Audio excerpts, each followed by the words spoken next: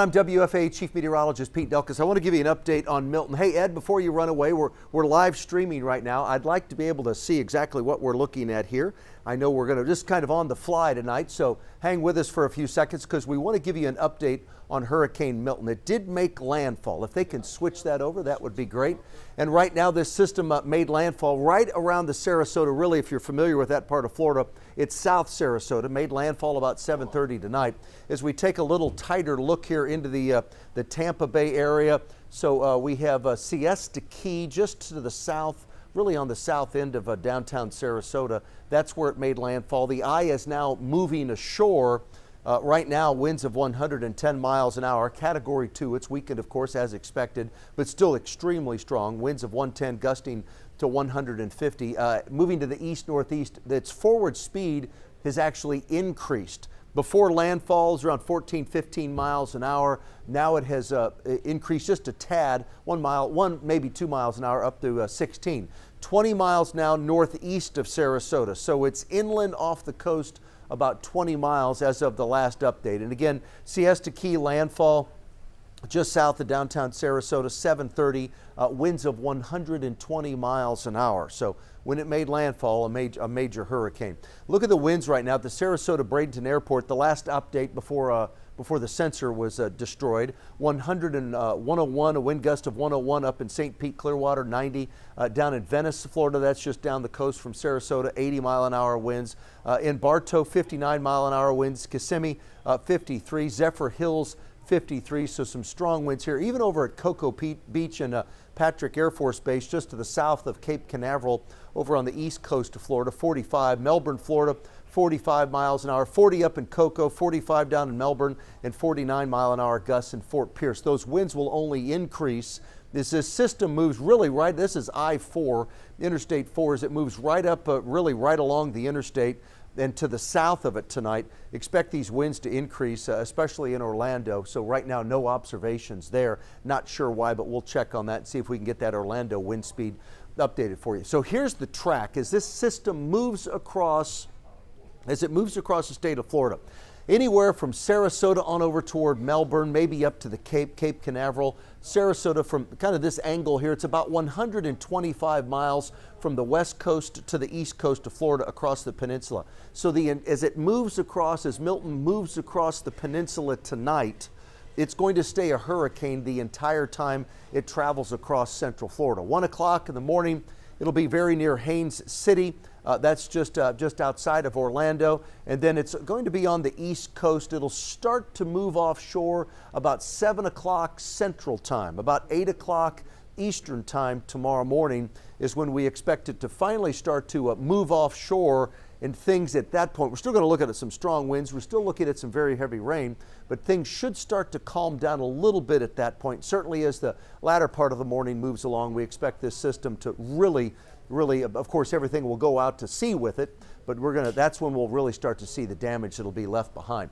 And one thing that I've been emphasizing for the last couple of days, this system will have no impact whatsoever on any other part of the United States, whether it's the southeastern United States, the mid-Atlantic, the northeast. I mean, anywhere from Maine through New York, all the way down to Philly, and then locations south of there, Washington, D.C. I expect no impact whatsoever because once it exits the peninsula of Florida, it then moves over the Gulf Stream and then it just fizzles out in the tropical Atlantic.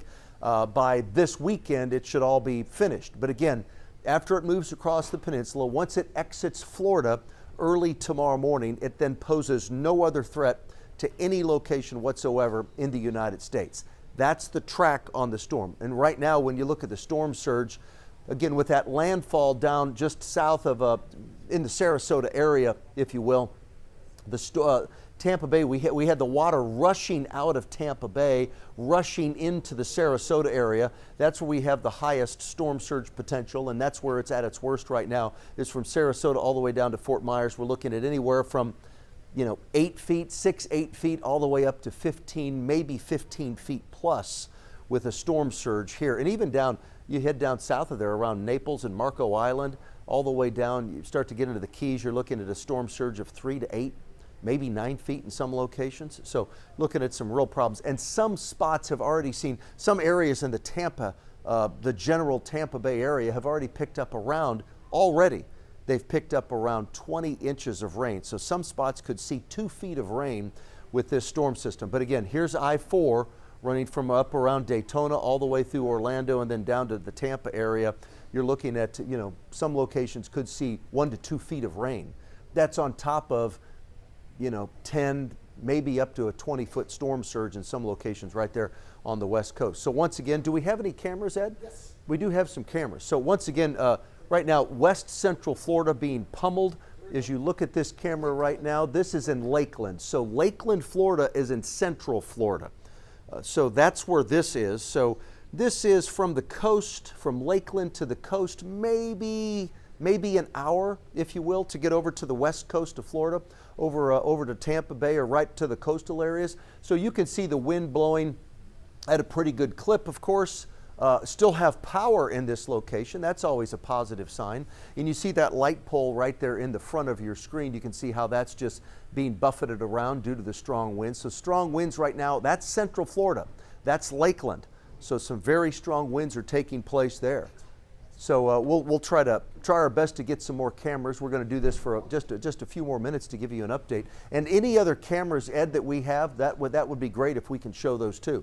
So again, system made landfall about 7:30 tonight, Siesta Key. That's just outside of downtown Sarasota. So right there in the Sarasota area is where we have Longboat Keys just to the north. So there's Sarasota.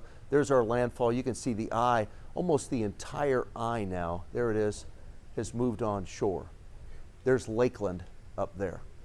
That's where that camera was just a moment ago. There's our Category 2. We have another camera right now, Category 2. This system is inland, around 20 to 25 miles.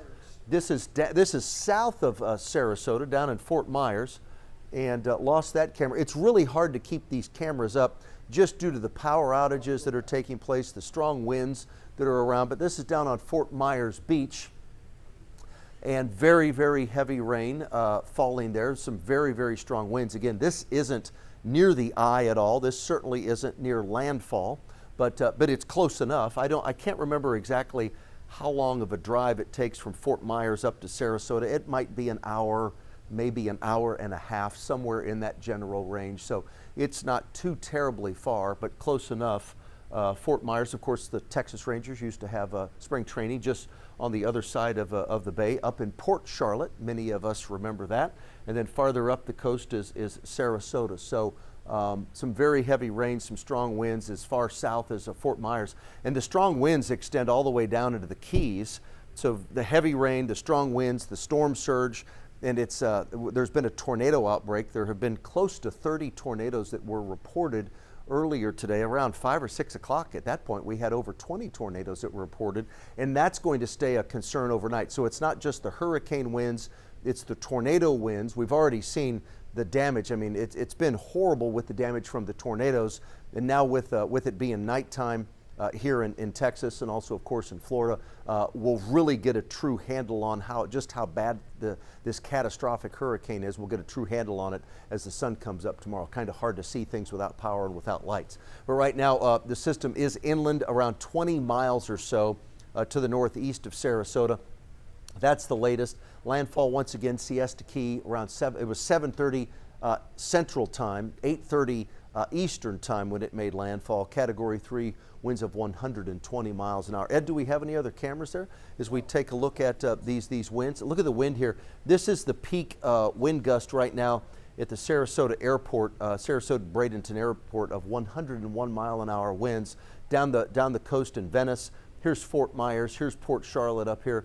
Down the coast from Sarasota, we have Venice, 88 mile an hour winds. Up in St. Pete, Clearwater, we have 90 mile an hour winds, and there at Tampa, winds of 83 miles an hour. So it did make landfall south of Tampa and just barely to the south of downtown Sarasota and Siesta Key. Category 2 tracks across the state. It's up around Haines City in the next couple of hours, and then it will move off the coast, and it's going to exit the state of Florida very near Cape Canaveral. Okay, very, very near Cape Canaveral. Of course, we're all familiar with that because NASA is there, but that's where the launches take place, right?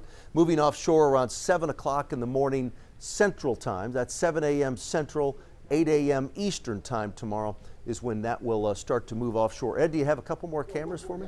We do have another camera, so we're going to take a look at this. This is Sarasota, so University Parkway. That's an interesting camera shot. I'm happy to see that there's still power at this location, so not all locations have lost power. And that's right there at the Sarasota Bradenton Airport.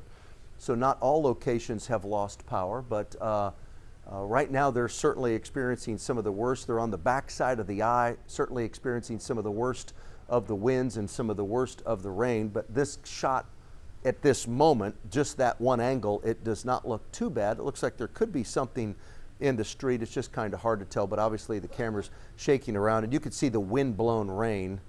So obviously, you know, we're still looking at a hurricane of winds of, you know, 110, 120 miles an hour with gusts that are even higher than that. Any other cameras?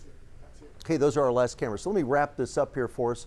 So I mentioned that it made landfall at 7:30 Texas time, 7:30 Central time, 8:30 Eastern time. It'll start to move offshore about 7 o'clock Central time tomorrow, 8 o'clock Eastern time tomorrow. It starts to move offshore, but it moves across the entire peninsula as a Category 2.